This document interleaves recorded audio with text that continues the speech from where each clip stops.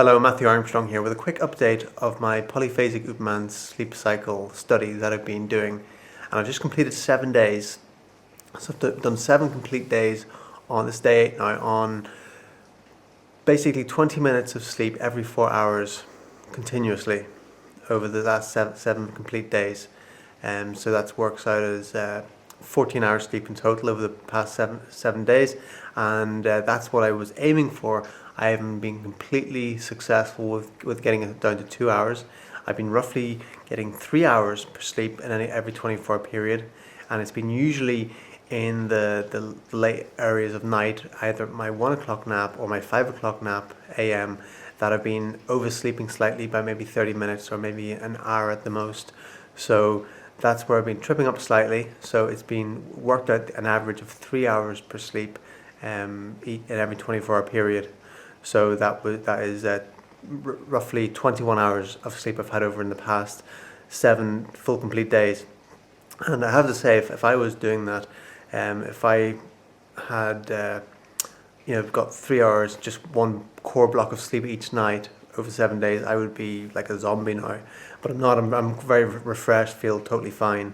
So that there is definite proof that this intermittent napping definitely has a much more powerful effect than just getting one core sleep every night. And you can sleep for shorter times if you just take naps rather than just one core sleep. So there's definitely some success there. I'm still don't feel like I'm completely successful with it because I haven't got it down to 2 hours yet. And over the next 3 days up until day 10, that's what I'm really going to aim for, is to get it down to 2 hours and get completely adjusted, where I'm sleeping in every single 20-minute sleep cycle. The only time that I'm finding it trouble to get to sleep is on my 9 o'clock sleep at night. For some reason, at 9 p.m. when I lie down for my nap, I just don't get the sleep. That's the only time. Otherwise, every other one, I'm just going out like a light and getting my 20 minutes, waking up, feeling refreshed, jumping up and feeling good from that. So that's been pretty much it. I've been buffering the one in the middle of the night. I've been helping to kind of combat against that by going for a midnight walk, or not a midnight walk, it's more like a 2 or 3 a.m. walk, just to get out in the fresh air and get myself awake to combat against that lull in the middle of the night that I was experiencing. And that's been really helpful, actually. And a funny story, actually. The other night I went out on it. I didn't go out last night because it's been pouring down with rain. But the other night I went out on it and walking around the block, and there's water pouring down the street.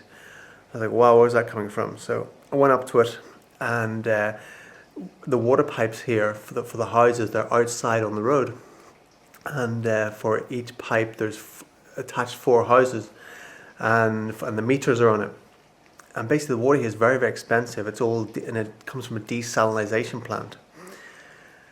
And so the water was gushing out, all the pipes were burst there, and it looked like it was a Saturday night, so it looked like somebody had driven up and did a turn, and they must have knocked against the pipes and smashed them, I guess. I can't work out anything else that could have happened unless someone went up with a sledgehammer to it.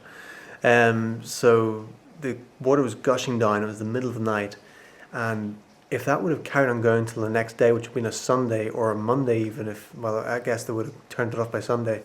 But even if that would have kept going all night, that would be thousands of dollars or euros or whatever in costs for the people, because the water is really expensive. It's the most expensive water I've come across anywhere I've lived in the world. So I was like, God, I need to get this turned off, because if it was me, you get that bill and that's it. So I went about turning the water off, and it was pitch black. There's no street lighting here. So I'm getting soaking wet, turning these taps off. One of them was that rusted that I couldn't get it turned off, but I managed to get the rest and turned off. So then came up home and got the toolbox, got the car, and I was just telling Victoria that not to be concerned, because I'm just going out to turn this water off in case you're wondering why I'm going for a drive in the middle of the night. And she said, do you think that's wise? If you go down there and someone comes along, maybe they think that you've vandalized it or something.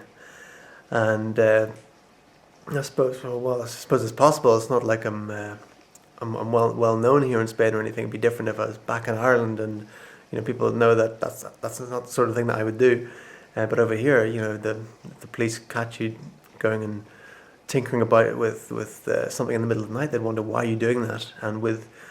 So I ran this scenario in my head with my limited Spanish and everything of the police coming along and thinking that I've vandalised it and arrested me and put me in the cells for the night. And I ran that scenario thinking, God, maybe I shouldn't go down there. But then I thought, well, that's creating a scenario in my head out of fear, and then stopping myself from doing something that's good out of fear. So I said, no, wipe that away, go and do that. So I jumped in the car and went down and managed to, with a big wrench, turn the water supply off and get it completely all shut off. So that was my... that's the Uberman, yes, Superman. So that was my Superman experience where, you can go out and do a good deed. And so, yeah, it's all working.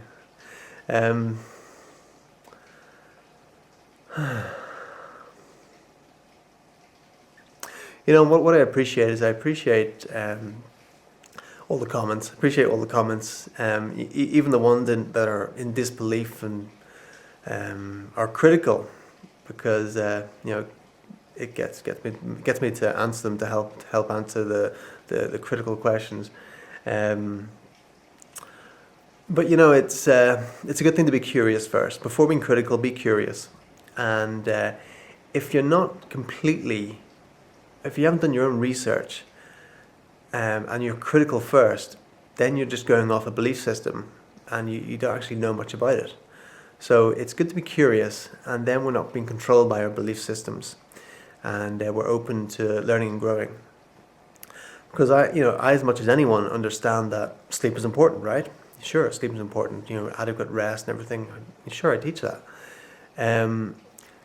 Sleep is important, the same as doing exercise is important. But if we can find a way to maximize on that rest time, the same as if we can maximize on our exercise time, wouldn't that be a good thing? So that's what this experiment, that's what I'm doing. And the same as I do with exercise, where I've experimented over the years with how long to spend in the gym, what frequency, and what gets the best results, etc., etc. And if I were to, go to the gym and train for 8 hours, it used to be a thought many years ago that the more you train, the stronger you get or the fitter you get, and we now know that that's not actually the case. So it's like saying, well, if sleep's good for you, same as exercise is good for you. It's like, okay, exercise is good for you, then you should go in the gym and don't train for an hour, but train for 8 hours. That's going to be good because exercise is good for you, right? But that's not the case. It'd be better if we trained for 20 minutes and spaced it out every other day, and trained for 20 minutes every other day, and then those 8 hours would be much more efficiently and effectively used, right?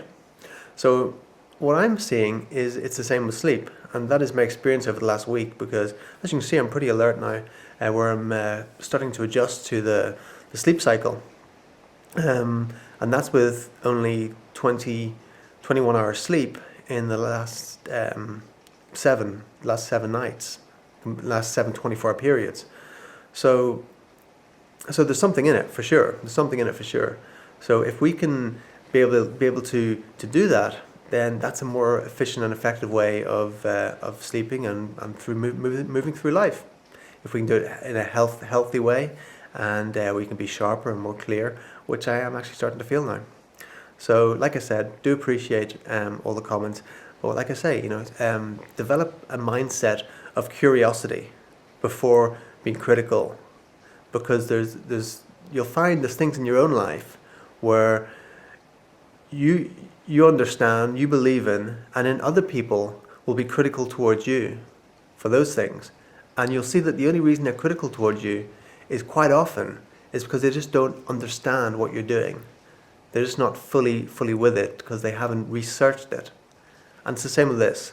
So be curious, develop a mindset of curiosity, and just don't go from your set belief systems, because that is just going to keep you stagnant. Once you move beyond that, and then we can actually see what's possible, then we can develop more of our potential. Because this world was created, and all progress is created by curiosity, not criticism. Criticism halts progress. Curiosity develops it. Okay, so I look forward to updating you again in the next few days and letting you know how it keeps on going. My name is Matthew Armstrong. Tune in next time.